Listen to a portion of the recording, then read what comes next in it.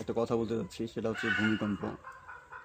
এই ভূমিকম্প নিয়ে অনেক ধরনের অনেকেই কথা বলতেছে, একটা গুজবের সৃষ্টি হয়ে গেছে। ভূমিকম্প আসলে প্রতিটা প্রাকৃতিক দুর্যোগ একমাত্র মোকাবেলা করবে আল্লাহ।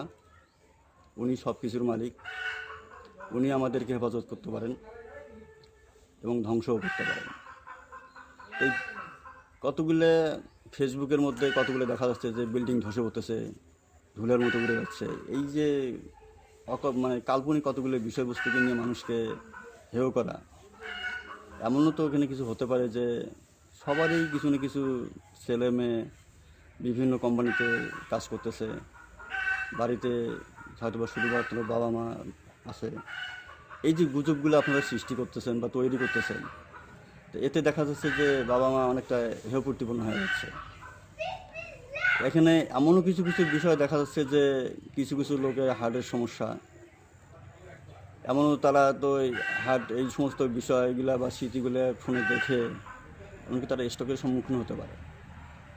তা আমি এই বিষয়টা নিয়ে বলবো যে যখন আল্লাপাক যেটা দেবেই সেটা আমাদেরকে স্বেচ্ছায় এটা মেনে নিতেই হবে।